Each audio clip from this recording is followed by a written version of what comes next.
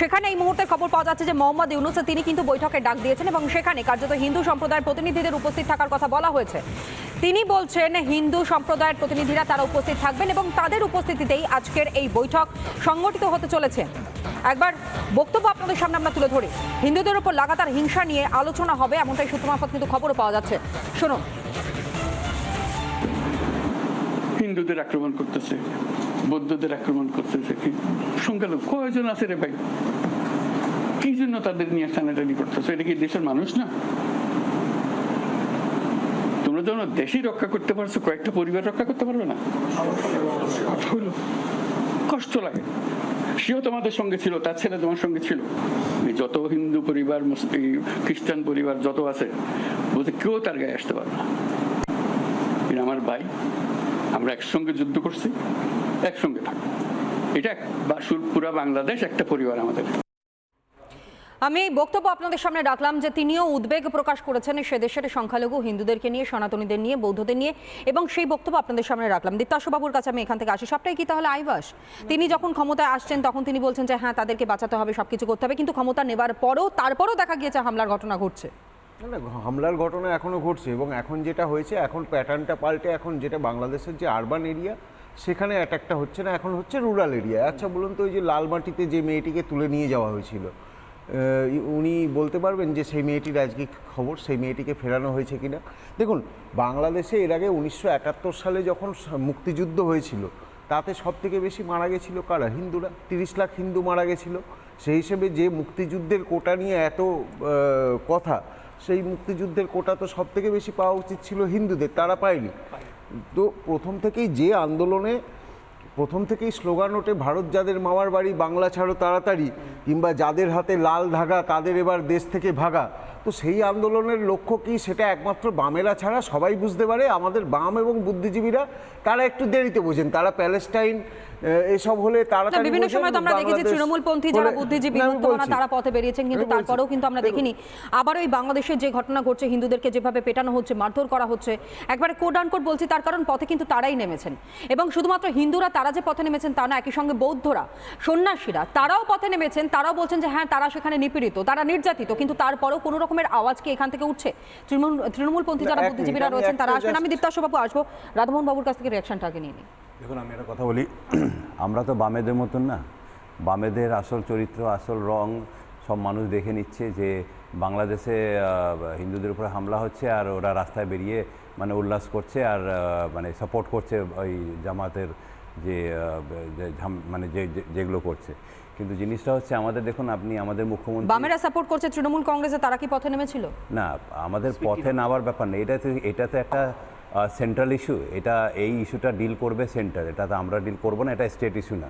আপনি জানেন হয়তো আমাদের মুখ্যমন্ত্রী এটা নিজেই বলেছেন যে এই ইস্যু একটা কান্ট্রির ইস্যু যখন হয় তখন সেন্টারের ইস্যু হয়, এটা কিন্তু স্টেটের ইস্যু না। রাধামোহন বাবু, প্রতিবাদ করতে গেলে আমি তুমি এই ব্যাপারটা কি থাকে? শোনো, প্রতিবাদ দিয়ে হয় না। জিনিসটা হচ্ছে যে এই যে ইস্যুসটা হয়, যে ইন্টারন্যাশনাল ইস্যুসগুলো, এগুলো ডিল করে কিন্তু সেন্টার।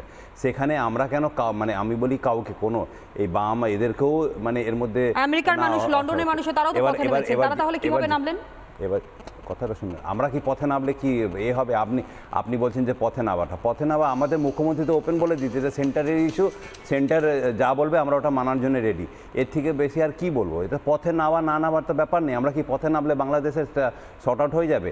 রাদার আপনি বলুন যে বামরা পথে নেবে, বাংলাদেশি জামাতদেরকে সাপোর্ট করছে, এটা কি মানা যায়? আপনি বলুন তো মানা যায়? আপনি কি মানবেন? এটা মানা যায় না। আজকে তাই জন্য মানুষ তো বামেদের রং দেখে, মানে চরিত্র দেখে নিয়েছে, তাই জন্য তো ওদেরকে সুন্দর থেকে উপরে উঠতে দিচ্ছে না। কিন্তু জিনিসটা হচ্ছে, দেখুন, যখন এই যে একটা ইন্টারন্যাশনাল ইস্যুস যখন হয়, এটা একটা issues of hue and cry, এটাতে এটা পুরো সেন্টারই পুরো ডিল করবে। এটাতে আমরা কেন, আমাদের স্টেট কেন, যে কোনো স্টেটের মাঝখানে আসা উচিতই না। মানে হিন্দু বাঙালিরা তারা সেখানে নিপীড়িত, নির্যাতিত, অথচ তাদের উপর যে অত্যাচার হচ্ছে তার বিরুদ্ধে যদি সেন্টার আমাদেরকে বলে, আমরা সম্ভব না, এটাই তো আপনাদের স্ট্যান্ড। আপনারা এটাই বোঝাতে চাইছেন। সেন্টার যদি আমাদেরকে বলে তাহলে আমরা নিশ্চয়ই আমরা স্ট্যান্ড নেব। কিন্তু সেন্ট্রাল রোহিঙ্গা অনুপ্রবেশ যখন ভারত সরকার বাধা দিলেন সরকারিভাবে, আপনি খেয়াল করবেন কলকাতার বুকে কতগুলো মিছিল সংখ্যালঘু নেতা, তৃণমূলপন্থী সংখ্যালঘু নেতারা মিছিল সংগঠিত করেছিল। মমতা ব্যানার্জি একদম বিধানসভায় পাস করতে হবে, রোহিঙ্গাদের মানবিক কারণে ভারতে আশ্রয় দিতে হবে বলে, তখন সেটা আন্তর্জাতিক ইস্যু ছিল না, বুঝি না? না না, আপনি বলুন yes or no, yes or no. কলকাতায় বুকে সুলতান আহমেদ বড় মিছিল করেছে, আপনাদের গ্রন্থাগার মন্ত্রী সিদ্দিকুল্লাহ কত বড় মিছিল বের করেছিল, দিল্লির বুকে অবস্থান করেছিল। 30 বছর তো আপনি বামে ছিলেন, এখন রংটা পাল্টেছেন। কে বামে ছিল? কোন রাজনীতির দলের সাথে আমার কোনো সঙ্গ নেই। প্রশ্নটা হচ্ছে উত্তর এড়াবেন না। আপনি চাকরিটা কি করে ইন্টারন্যাশনাল ইস্যু বলে কি হয়? হিন্দু সম্প্রদায় ঝন্টুবাবু চুরি করে চাকরি পেয়েছেন, প্রশ্ন করছেন। ওনার কথা উত্তর দেওয়ার জায়গা নেই, উনি ভুল করছে যে বিশ্ববিদ্যালয়ে অধ্যাপক হয়েছে এই সরকারের সময়। এই সরকারের সময় বিশ্ববিদ্যালয়ে অধ্যাপন আমি পেয়েছি, মানে চোর নিজেকে বলে তো নিজের মুখে ছুতে হয়েছে। প্রশ্নটা হচ্ছে রোহিঙ্গা ইস্যুটা তো ইন্টারন্যাশনাল, আপনারা কেন রাস্তায় নেমেছিলেন? রোহিঙ্গা হচ্ছে আপনাদের নিজের লোক, আর হিন্দুরা যখন আক্রান্ত হয় তখন এটা ইন্টারন্যাশনাল ইস্যু। ঘুমটার নিচে ঘামটা, ঘুমটার নিচে ঘামটা, কি আশ্চর্য! তৃণমূল ধর্মের ভিত্তিতে এই সেপারেশন পছন্দ করে না, ধর্মের ভিত্তিতে সংরক্ষণ পছন্দ করে। মুসলিম সংরক্ষণ ধর্মের ভিত্তিতে চাই। এই ভারতবর্ষের প্রথম রাজ্য ওবিসি এ ক্যাটাগরি করে মুখ পুড়িয়েছে, তারপরে কথাগুলো বলছে রোহিঙ্গা আপনার নেতা শাহজাহান রোহিঙ্গা কলোনি বানিয়েছিল, সেটা তো ভারত সরকারের নিজস্ব নীতি ছিল। আরে কার কি ছিল? এখন আপনাদের মদতে রোহিঙ্গা কলোনি বানিয়েছে। উত্তর দেবেন, উত্তর দেবেন। হিন্দুদের উপরে আক্রমণ হলে, হিন্দুদের উপরে আক্রমণ হলে এক সুর, বামেদের এক সুর, তৃণমূলের এক সুর। মানে এখন একটা বিষয় তার মানে স্পষ্ট, তৃণমূলপন্থী যারা বুদ্ধিজীবীরা তাদের সত্যি করবার কিছু নেই। তারা প্রতিবাদে নামবেন, তারা তাহলে বিক্ষোভ করবেন। আমি এখান থেকে একটু রাজাগোপাল বাবুর কাছে জানবার চেষ্টা করি। রাজাগোপাল বাবু, যে পরিস্থিতি বাংলাদেশের সৃষ্টি হলো, সত্যি আমরা এই দেশে হয়তো বসে রয়েছি, কিন্তু পার্শ্ববর্তী দেশ তো, যদি পাশের বাড়ির লোকের ক্ষতি হয় তাহলে হয়তো নিজেদেরও খারাপ লাগাটা খুব স্বাভাবিক বিষয়। যেই পরিস্থিতি এই মুহূর্তে আমাদের হয়েছে, সত্যি আমাদের খারাপ লাগছে, যে কারণের জন্য বারংবার হয়তো আমরা আলোচনাতে এই বিষয়গুলো রাখছি। কিন্তু বাংলাদেশের এই যে পরিস্থিতি হচ্ছে, হঠাৎ করে এটা আমরা শুনলাম যে আজকে একটা বৈঠকে ডাক দেওয়া হয়েছে এবং হিন্দু সংগঠনের যারা প্রতিনিধিরা পথে নেমেছেন তাদের প্রতিনিধিদেরকে সঙ্গে নিয়ে মূলত আজকে মোহাম্মদ ইউনূস তিনি বৈঠক করবেন।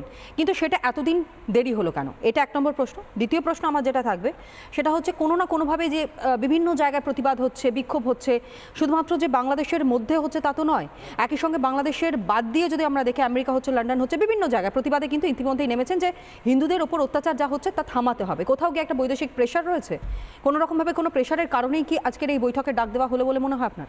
না, দেখুন, মানে সত্যি একটা কথা বলে নেওয়া ভালো যে এই বাম এইসব আলগুলো আসছে। আমি একটা কথা বলি,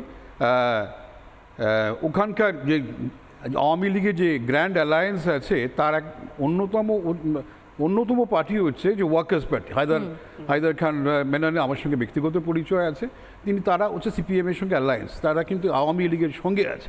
সুতরাং এখানে অনেকে অনেক কথা বলছে, সেগুলো সেখানকার বাস্তবতার সঙ্গে মিলেনি। যাই হোক, যে প্রশ্নটা আপনি আমায় করেছেন সেই দিকেই আমি অ্যাড্রেস করব। ব্যাপারটা হচ্ছে যে প্রধানমন্ত্রী, ভারতবর্ষের প্রধানমন্ত্রী একেবারে মোহাম্মদ ইউনূসের প্রতি জানিয়েছিলেন যে সেখানকার হিন্দু, সেখানকার মাইনরিটিস, তাদের উপর যে অত্যাচার হচ্ছে সেটা নিয়ে ভারত বিচলিত।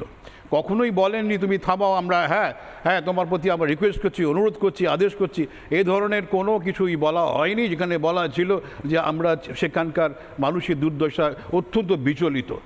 দেখুন, ভারত এখন এমন একটা জায়গায় আছে, শক্তি অর্জন করতে হয়, বুঝেছেন, তাহলেই আপনার সম্মান মেলে।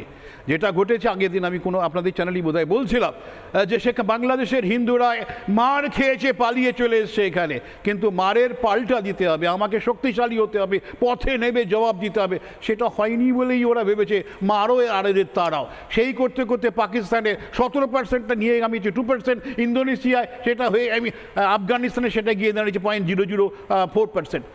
আজকের বাংলাদেশের মাইনরিটিস তারা বুঝেছে ভারতবর্ষ চলে আসাটা সমাধান নয়, তাদেরকে সেখানে বসে আন্দোলন একদমই তাই। নিজের জায়গা কোনোভাবেই ছাড়া সম্ভব নয়, লড়াই করে নিজেদের জায়গাটাকে বজায় রাখতে হবে এবং নিজেদের অধিকার নিজেদের কাছে রাখতে হবে এবং সেটা অর্জন করতে হবে। এটা হয়তো বাংলাদেশের সংখ্যালঘু হিন্দুরা তারা আজ বুঝতে পেরেছেন, যে কারণের জন্য তারা পথে নেমেছে।